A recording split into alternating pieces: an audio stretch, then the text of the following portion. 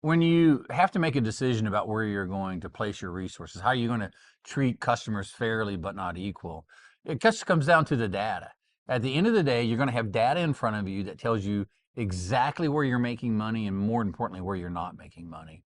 And what you're going to find when you're facing this is you will need more resources to put after the opportunities where the money is really at, where the customers show value and they demonstrate that value by doing business with you.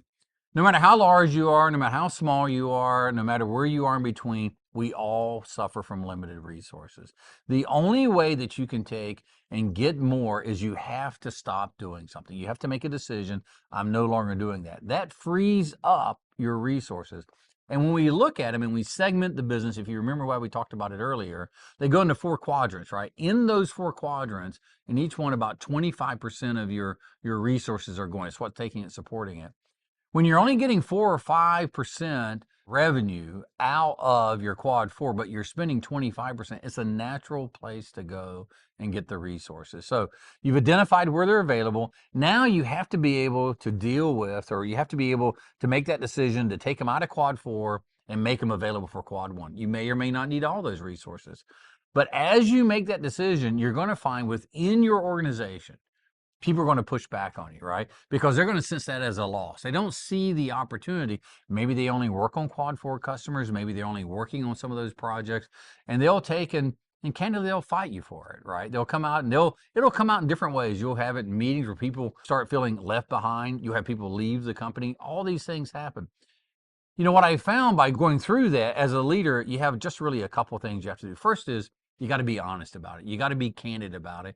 If you want a different outcome, you must do different things. You can't keep doing the same thing and hope for something happen differently. It's the old joke about Einstein, right? The definition of crazy: keep doing the same thing and hope for a different outcome. Here, you're going to make those decisions. And as the leader, you have to help the team go through it, but you have to get them through that. And some people who don't want to make that journey, that's okay. There's other opportunities, other places they can go inside the company as well as outside the company that maybe that's going to fit them better. But the most important thing you can do for the organization is get a unified team focused on a critical few areas that we can go win at. And we know we can win there because the money tells us it's there. The resources tell us it's there. The numbers tell us that is there. So first, it's being candid and honest with it. It's having that clear vision, setting it for it so the team knows where you're going. Secondly, is once you're presented with the data, once you're presented with that data, you have to be willing to make a call.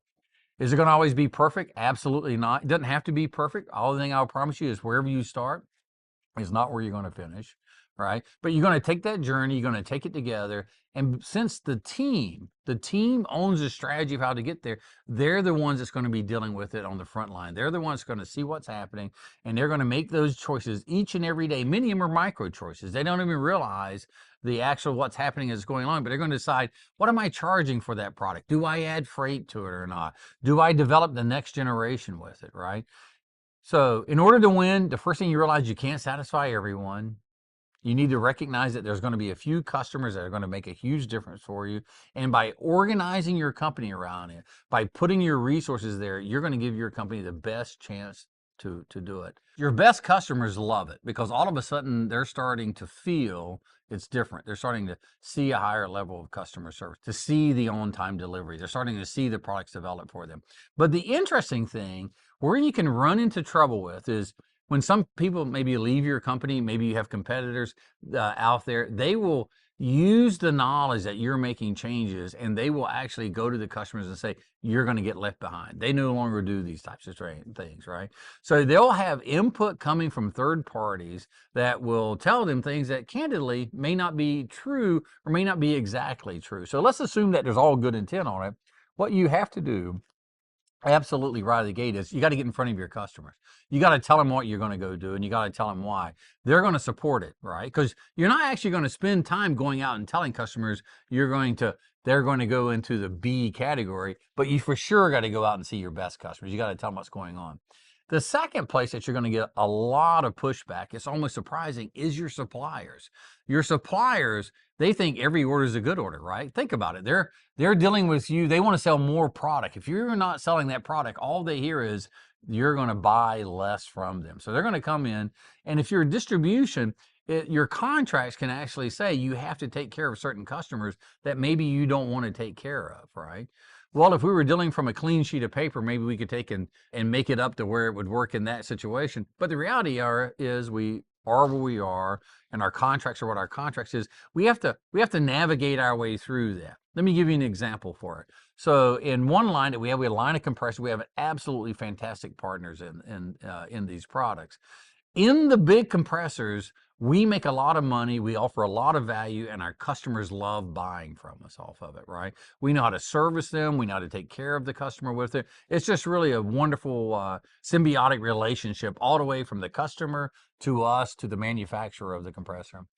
When you look at the really small stuff, though, is there's not a lot of value in these compressors. And candidly, when they break, customers just like to throw them away, right? They're so cheap, they're just easy to be gotten rid of. We're not particularly good at that. And the reason we're not good at that is where we make our money is taking care of our customers, and we do that through service. And so when the product breaks and it goes down, what they do, they don't have the ability to fix. They call us 24 hours, 7 days a week, 365 days a year. We're going to get someone out there really quickly, get them up and going again. We provide that service. If it's a throwaway unit, nobody cares. They just throw the thing away. And so since we don't have an opportunity to really make very much money on it, we don't actually care that much about that business, right? But here's the rub. Our OEM, the company that makes that, they love those units. They want volume through it, right? So how do we deal with that? We don't walk away from that business. We don't say we're not going to be in there. We've set up things like e-commerce. We've set up more inside sales. So whereas on a normal customer, you might have one salesperson taking care of only that customer. We may have specific inventory in. We may give a guarantee on uptime, all sorts of things. On these more disposable units, you can order them online.